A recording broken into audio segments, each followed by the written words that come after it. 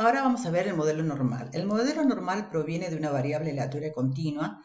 Estamos en la unidad de variable aleatoria continua. Y este modelo resulta muy interesante porque es el resultado de la observación de distintas variables en los distintos campos, ya sean sociales, físicos, astronómicos, que realizaron estos dos matemáticos, Laplace de Francia y Gauss de Alemania.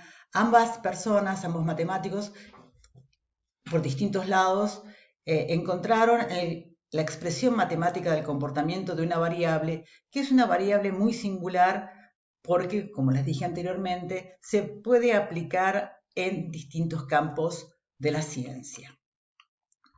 También se puede pensar como la generalización del comportamiento de una variable continua, de tal forma que esos rectángulos que provienen de las frecuencias relativas observados en una muestra, si esa amplitud de los intervalos que están como base lo hacemos infinitesimales, la curva esa que pasa por la mitad de los extremos superiores de esos rectángulos conforman lo que sería la fisonomía de la curva normal. Como verán, la curva normal, más o menos como vimos en estadística descriptiva, recuerden que ahora estamos en probabilidad, tienen un comportamiento que es un comportamiento simétrico.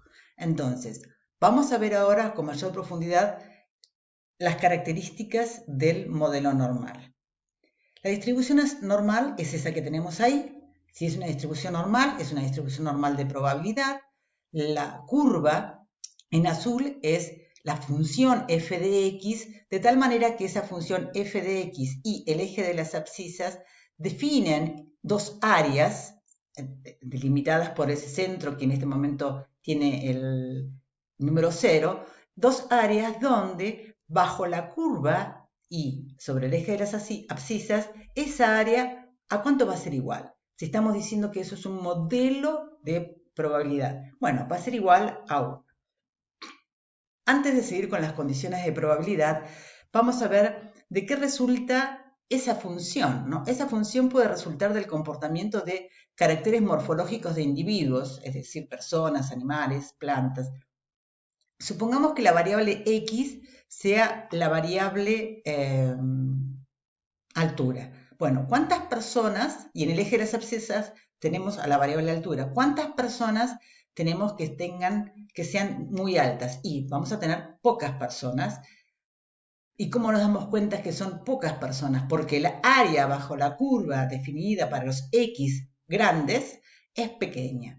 ¿Cuántas personas, o cuál es la probabilidad, de forma correcta, cuál es la probabilidad de encontrar personas de baja estatura? Y en esa población es baja porque el área para valores de X pequeños, el área es pequeña. Por lo tanto, la mayor cantidad de las personas se encuentra con un comportamiento medio alrededor de la media.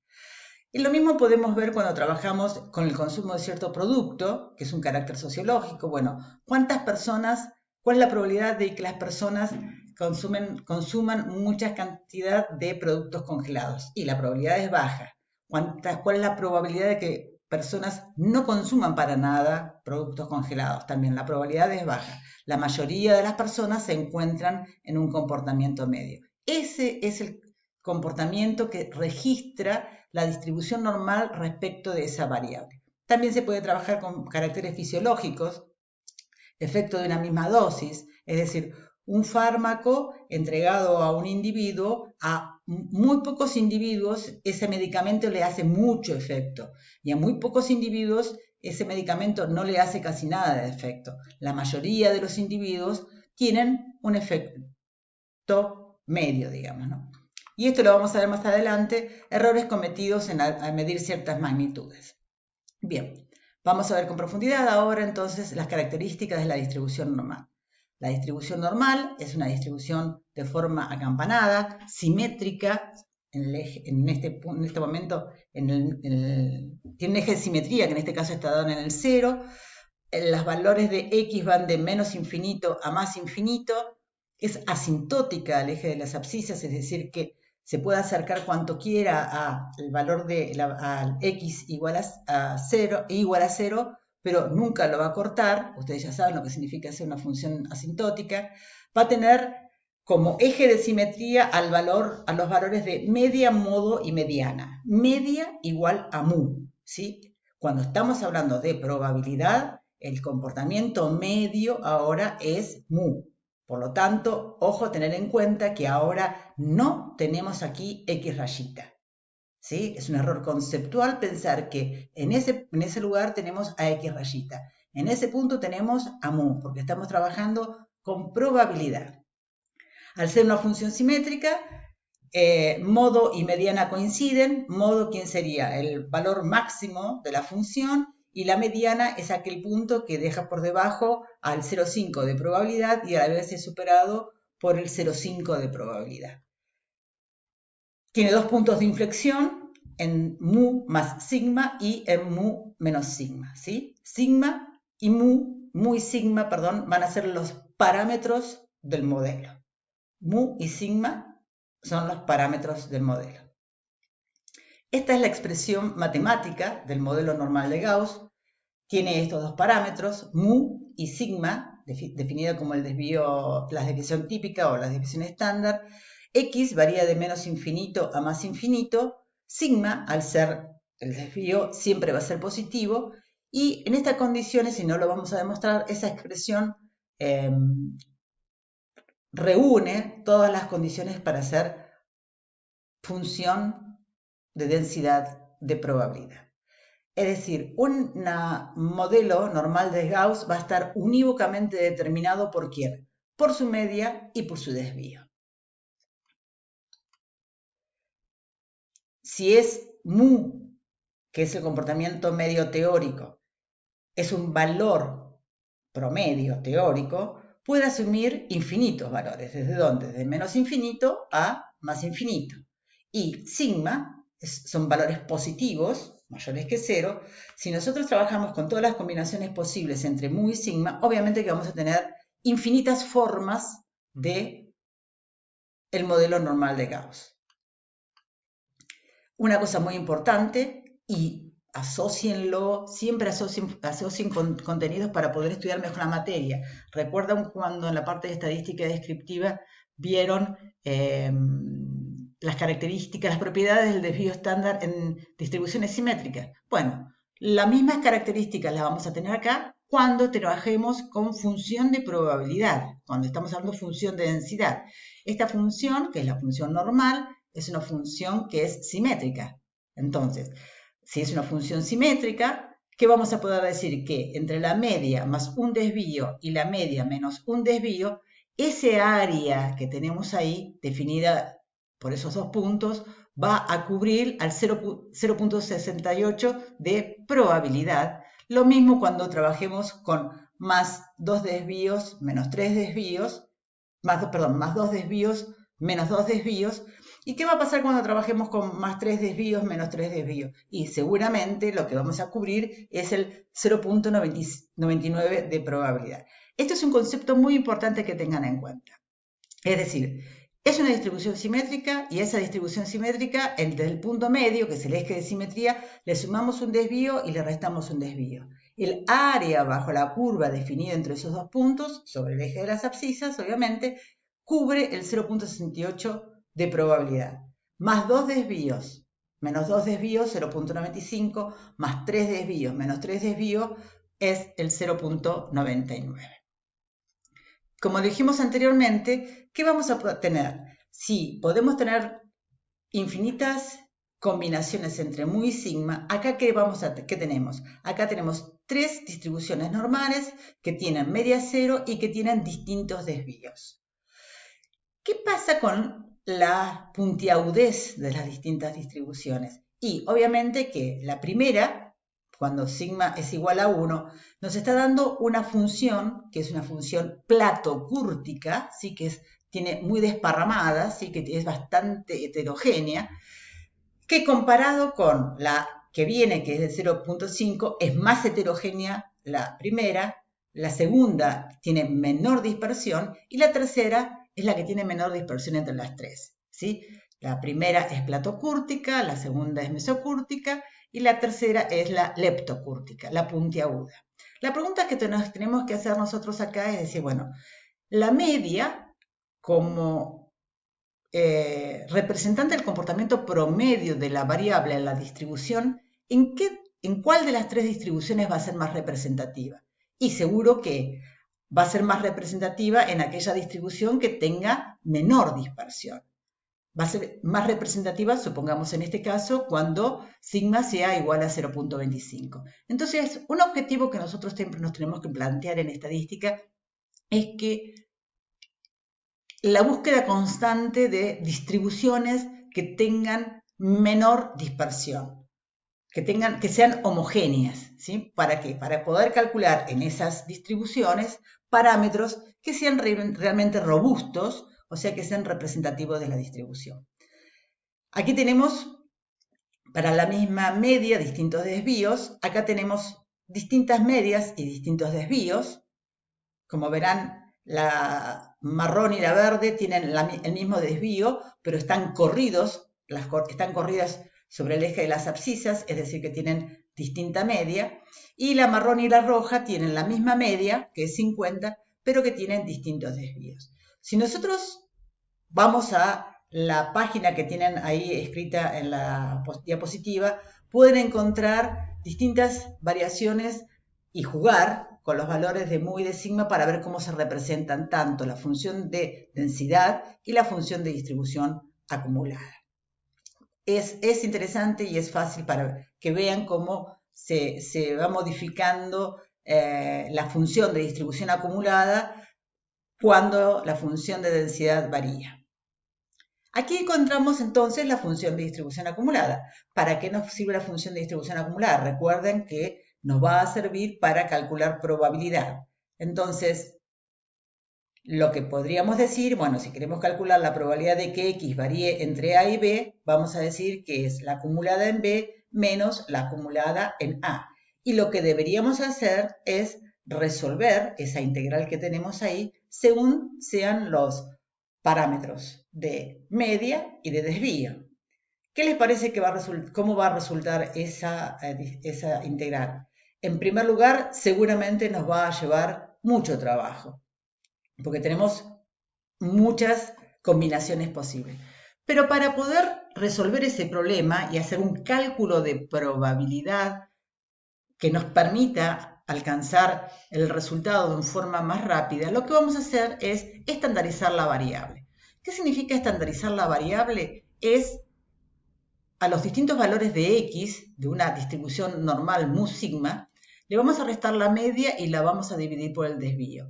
¿Qué significa cuando X menos mu? X menos mu es tomar la distancia respecto del valor medio y el dividido sigma es tomarla en unidades de desvío. Es decir, vamos a generar una variable z de tal forma que es la variable estandarizada. Estandarizar una variable es tomarla según el desvío respecto de la media en unidades de desvío.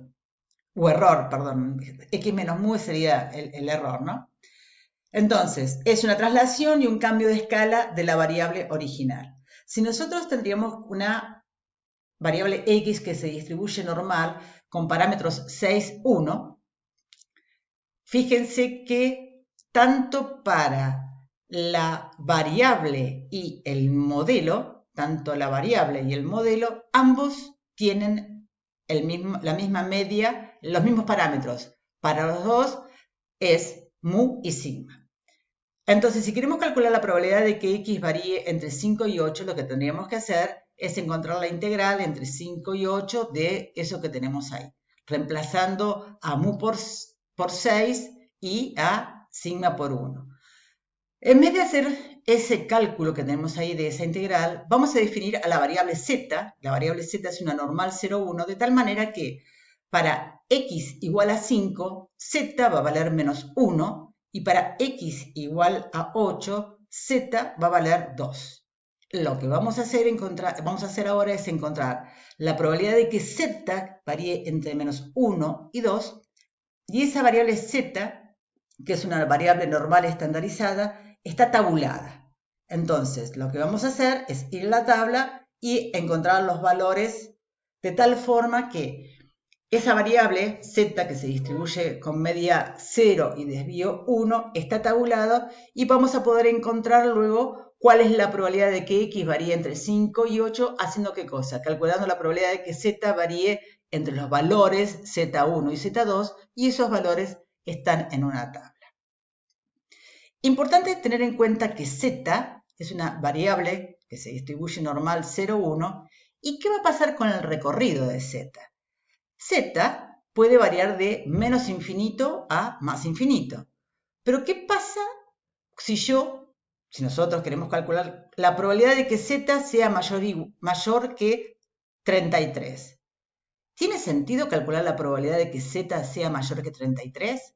¿Tiene sentido calcular la probabilidad de que z sea menor que menos 7? Si nosotros ya sabemos que la probabilidad de que z varíe entre menos 4 y 4 es igual a 1. ¿Por qué? Porque tomando la media más 3 desvíos, la media menos 3 desvíos, ¿cuánta probabilidad tenemos entre esos dos valores? Menos 3 y 3. Y tenemos 0.99. Por lo tanto, entre menos 4 y 4, seguramente vamos a tener a 1. Por lo tanto, calcular probabilidades para los z mayores que 4 y menores que 4 es igual a 0. Nuevamente vuelvo a repetir, z puede asumir valores desde menos infinito a más infinito, pero tiene sentido calcular probabilidad para los z entre menos 4 y 4. Bien, vamos a ver el último tema, que es un tema muy interesante, que es la aproximación de la distribución normal a la variable binomial. Cuando se dan las características definidas de un modelo binomial, cuando el n es grande y el p es pequeño, y el cálculo de probabilidad se hace muy complicado, ese cálculo de probabilidad de una variable discreta, se puede aproximar al cálculo de probabilidad de una variable continua con parámetros determinados. Es decir, pasamos de un cálculo de variable discreta a un cálculo de variable continua. ¿Qué es lo que tenemos que tener en cuenta acá? Es decir, bueno, si estamos cambiando de variable aleatoria, pasamos de una variable discreta a una variable aleatoria continua, tenemos que tener en cuenta que el concepto del cálculo de probabilidad en ambas variables es distinto. Entonces, debemos, en una forma puntual, recuerdan que era puntual sobre el eje de las abscisas, y el otro se calcula como la densidad o el área bajo la curva. Entonces, si nosotros queremos calcular la probabilidad de que x sea igual a 5, ¿sí? en un modelo binomial bajo las características tales que podemos aproximar a un modelo normal, la probabilidad de que x igual a 5, si lo hacemos en un modelo continua, ¿cuánto va a ser? Y 0, porque la probabilidad en un punto, ¿cuánto es? Cuando la variable es continua, es 0. Lo que debemos hacer es generar el área alrededor de ese x igual a 5 para poder calcular probabilidad. Entonces, lo que vamos a hacer es sumarle y restarle ese valor 0,5, que es el factor de corrección por continuidad, y así generar la base para poder hacer el cálculo de probabilidad. Así, esta es la forma de expresión de una función de cuantía. Si nosotros quisiéramos calcular la probabilidad de que x varíe entre a y b, en un modelo normal, ese a tiene que estar incluido en el cálculo de probabilidad y ese b tiene que estar incluido en el cálculo de probabilidad. Entonces, ¿de dónde vamos a partir? Y vamos a partir de a menos 0,5 y b más 0,5. Estamos generando un área de tal forma que podemos calcular probabilidad. Es decir, el concepto fundamental de la aproximación de la normal a un modelo binomial es que conceptualmente estamos pasando del cálculo de un modelo discreto al cálculo de un modelo continuo. Entonces, la forma de calcular probabilidad es distinta, por lo tanto, debemos aplicarle el factor de corrección por continuidad, que es ese 0,5, para poder hacer probabilidad.